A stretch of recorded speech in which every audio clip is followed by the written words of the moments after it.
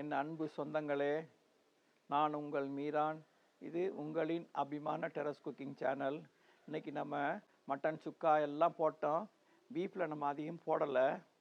இப்போ பீஃபில் ஒரு பெரட்டல், பீஃப் பெரட்டல், ஒரு எளிமையான ரொம்ப அருமையான ருசியில் ரொம்ப சிம்பிளாக செய்யக்கூடிய பீஃப் பெரட்டல். இது பேச்சுலருங்களுக்கு எல்லாருக்கும் பிடிக்கும். ரொம்ப வெளிநாட்டில் இருக்கிறவங்களுக்கு இது ரொம்ப அதிகமாக பிடிக்கும். இந்த பீஃப் பெரட்டலோட கொஞ்சம் ஈரல் சேர்த்துருக்கோம்.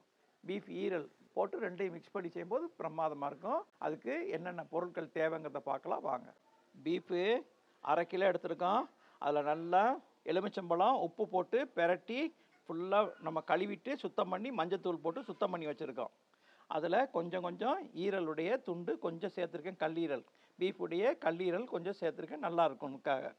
தக்காளி, மஞ்சத்தூள், மிளகாய்த்தூள், தனியாத்தூள், மிளகுத்தூள், பாய் விட்டு மட்டன் மசாலா.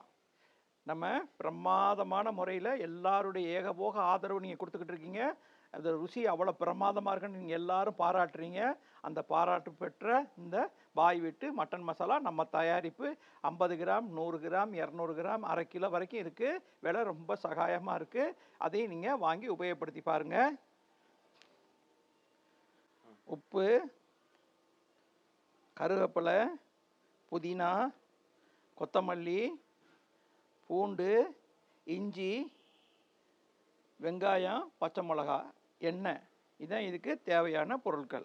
நீங்கள் எதிர்பார்த்த மசாலா, பாய் விட்டு பிரியாணி மசாலாலேருந்து எல்லா வகையான 8 வகையான மசாலா ரெடி பண்ணியிருக்கிறோம். தனித்தனியாக தேர்ந்தெடுத்து வறுத்து பொறுமையாக செஞ்சுருக்கிறோம். நல்ல ருசியாக இருக்கும்.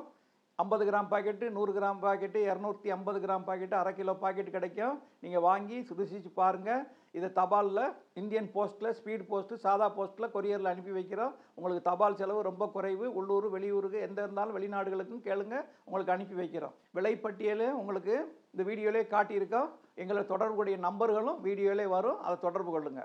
அடுப்பு பற்ற வைக்கல பாருங்கள். ஒரு குக்கர் வச்சுக்கிட்டோம். குக்கரில் 1/2 கிலோ பீஃபு, எலுமிச்சம்பழம், உப்பு, மஞ்சத்தூள் போட்டு பெரட்டிட்டு சுத்தமாக அலசிட்டு எடுத்து வச்சுருக்கோம். அந்த பீஃபு 1/2 கிலோ.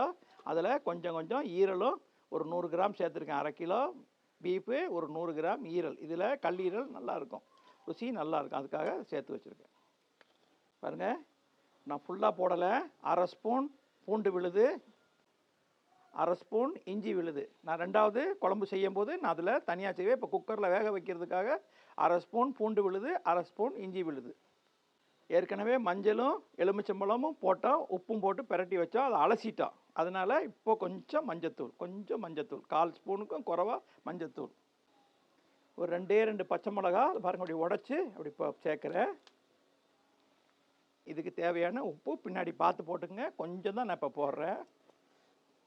இப்போ இந்த கறி வேகிறதுக்காக இந்த கறி மூழ்கிற அளவுக்கு மட்டும், ரொம்ப இல்லை. ஏன்னா பீஃபு பெரட்டல் செய்கிறோம், பெரட்டல் நம்ம குழம்பு வைக்கல. அதனால் இப்போ இதுக்கு தேவையான மூழ்கிற அளவுக்கு மட்டும் தண்ணி ஊற்றிக்குங்க. நம்ம அதிகம் ஊற்றினா நம்ம சுண்டை வைக்கணும், அப்புறம் ஃபுல்லாக சுண்டணும். இப்போ எல்லாத்தையும் போட்டு ஒரு கிளறி பெரட்டி விட்ருங்க. பெரட்டி விட்டுட்டு ஒரு 6 விசில் வைப்போம். இப்போ அடுப்பை நான் பற்ற வைக்கிறேன். பெரட்டல் செய்கிறதுக்காக இப்போ அந்த பக்கம் குக்கரில் கறி வெந்துக்கிட்டு இருக்கு, இந்த பக்கம் வெந்துக்கிட்டு இருக்கு. அதுக்கு இடையில் இது நம்ம தயார் பண்ணிடுவோம். 150 ml ஆயில். ஏன்னா இது பெரட்டல், கொஞ்சம் ஆயில் கூட இருக்கிறது நல்லதுங்கிறதுக்காக 150 ml ஆயில். ஒரு 200 கிராம் வெங்காயம். வெங்காயம் கூட இருந்தால் நல்லாயிருக்கும், ஒன்றும் பிரச்சனை இல்லை, கொஞ்சம் கூடவே போட்டுக்குவோம். இது பெரட்டல்.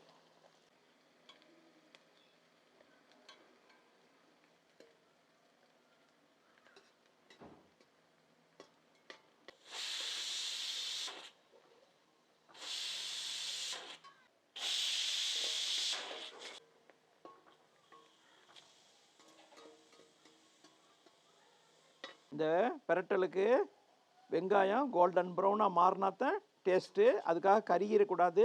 இந்த இப்போ கோல்டன் ப்ரௌன் மாறுற ஸ்டேஜ் வந்துருச்சு. இப்போ பாருங்கள், இஞ்சி பூண்டு விழுது. முதலையும் நம்ம கறியில் சேர்த்துருக்கோம். 1/2 ஸ்பூன் சேர்த்தோம், இன்னொரு 1/2 ஸ்பூன் இஞ்சி விழுது. 1/2 ஸ்பூன் பூண்டு விழுது. இப்போ மறுபடியும் எண்ணெயில் சேர்க்குறேன். தீயை சிம்மில் வச்சுருக்கேன். தீயில் சிம்மில் வச்சு போட்டால் தான் அடி பிடிக்காது. இப்போ ரெண்டையும் சேர்த்து பச்சை வாசனை போகிற வரைக்கும் கொஞ்சம் நேரம் ஒரு 2 நிமிஷம் அதை பிரட்டிக்கிடுவோம். இஞ்சி பூண்டுடைய பச்சை வாசனை போயிடுச்சு. நல்ல ஒரு வாசனை வருது. இப்போ ஒரு 1/4 ஸ்பூனுக்கும் குறைவா, ஏன்னா நம்ம கறியிலையும் மஞ்சத்தூள் சேர்த்துருக்கோம். இதில் ஒரு வாசனைக்காக கொஞ்சோண்டு மஞ்சத்தூள் சேர்த்துக்கிறேன். இதில் 1 ஸ்பூன் மிளகாத்தூள், தனி மிளகாத்தூள், காஷ்மீர் மிளகாத்தூளும் போடலாம். இந்த சின்ன ஸ்பூனாக இருக்கிறதுனால நான் 2 ஸ்பூன் போடுறேன். நீங்கள் பெரிய ஸ்பூன் இருந்தால் ஒரே 1 ஸ்பூன் போட்டுக்குங்க. மல்லித்தூள் 1 ஸ்பூன் போடுறேன். ஒரு 4 பச்சை மிளகா இப்படி உடச்சி சேர்த்துக்கிறேன். ஏன்னா கறியிலையும் ஒரு 3 பச்சை மிளகா போட்டிருக்கோம். உரப்பு அவங்கவுங்க தேவைக்கு தகுந்த மாதிரி பார்த்து போட்டுக்குங்க. நான் இதில் பெப்பரும் சேர்க்க போகிறேன். மிளகாத்தூள் போட்டுக்கனால 4 மிளகா உடச்சி போட்டிருக்கேன். தீ சிம்மில் இருக்குது.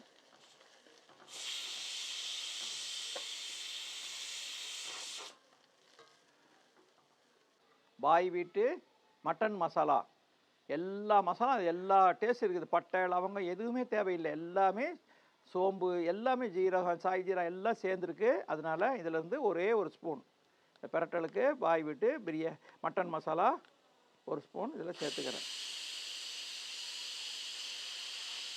இவ்வளோ போதும். 1/2 கிலோவுக்கு இவ்வளோ போதும்.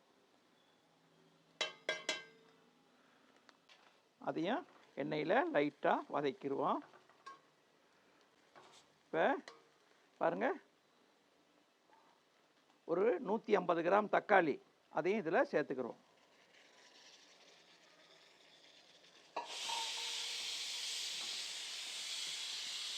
அடி பிடிக்காமல் இருக்கிறதுக்காக கொஞ்சம் தண்ணி சேர்த்துக்கிறேன்.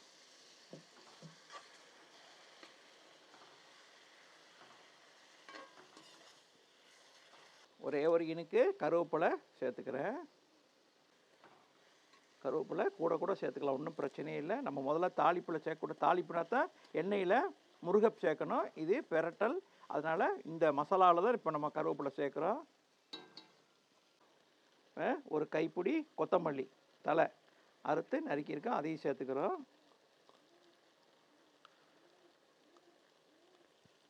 புதினா கொஞ்சம் தான் போடுறேன், ரொம்ப போடலை. கொத்தமல்லி தான் ஜாஸ்தி போட்டேன், புதினா கொஞ்சம் தான் போடுறேன்.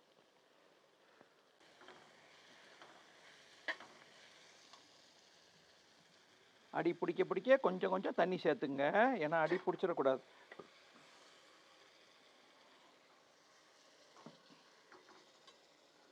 தக்காளி போட்டோம். தக்காளி மசாலா எல்லாம் நல்லா வதங்கி வர்றதுக்காக கொஞ்சம் கறியில் வேறு உப்பு சேர்த்துருக்கேன். இதில் கொஞ்சம் சேர்த்துக்கிறேன். இப்போ உப்பு இந்த மசாலாவுக்கு தேவையான உப்பு மட்டும்தான் சேர்க்குறேன். கறியில் உப்பு தனியாக சேர்த்துருக்கோம்.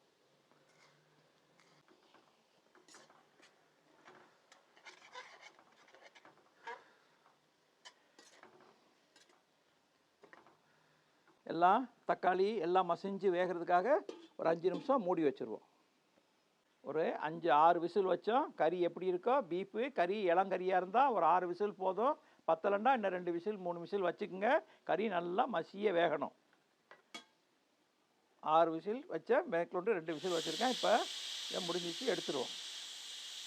இப்போ தக்காளி எல்லாம் மசிஞ்சு நல்லா ஒன்றோட ஒன்று நல்லா வந்துருச்சு பாருங்கள். இப்போ 7-8 விசில் வச்சேன், நல்லா வெந்துருச்சு. இப்போ இதை தண்ணியோடு அப்படியே சேர்த்துருவோம்.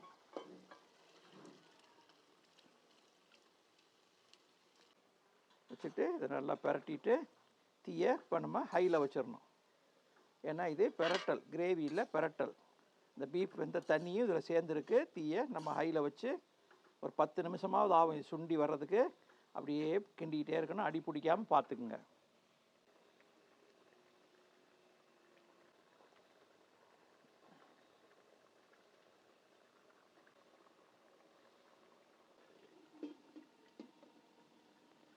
பாருங்கள், அடி எதுவும் பிடிக்கலை.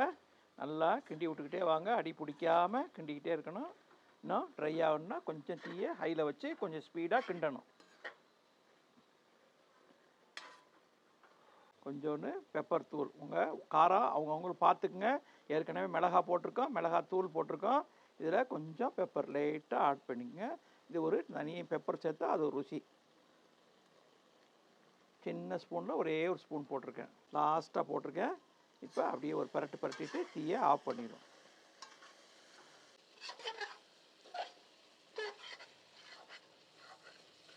ஒரு அருமையான பீஃப் பெரட்டல் செஞ்சுருக்கோம். இது கிரேவி கிடையாது, இது பெரட்டல். நல்லா தொக்கு மாதிரி இருக்கும். இதை சைட் டிஷ்ஷாக ஒரு நம்ம வீடியோவில் ஆனியன் ரைஸ், அதாவது வெங்காய சாதம் போட்டிருக்கோம். அது பர்மா ஆனியன் ரைஸுன்னு போட்டிருக்கோம். அதில் நீங்கள் பாருங்கள், அதுக்கு சைட் டிஷ் இதுக்கு நல்லாயிருக்கும். லெமன் ரைஸுக்கு நல்லாயிருக்கும், தயிர் ரைஸுக்கு நல்லாயிருக்கும், ஒரு சாப்பாட்டுக்கு சாம்பாரோட தொட்டுக்கிட்டு சாப்பிட்றதுக்கு நல்லாயிருக்கும், சப்பாத்திக்கு நல்லாயிருக்கும், தோசை எல்லாத்துக்கும் பொருத்தமான ஒரு பீஃப் பெரட்டல். இந்த வீடியோ பிடிச்சிருந்தா இதே மாதிரி நீங்கள் செஞ்சு பார்த்துட்டு, இந்த வீடியோ பிடிச்சிருந்தா லைக் பண்ணுங்கள், உங்கள் சொந்த பந்தங்களுக்கு ஷேர் பண்ணுங்கள், உங்கள் கருத்துக்களை கமெண்ட் பாக்ஸில் தெரிவிங்க. எங்களை ஆதரிக்க வேண்டாம், சப்ஸ்கிரைப் பண்ணுங்கள், உங்கள் பெல் பட்டனை கிளிக் பண்ணுங்கள். இறைவன் நாடினால் அடுத்த வீடியோவில் உங்களை சந்திக்கும் வரை உங்கள் அன்பு மீரான்.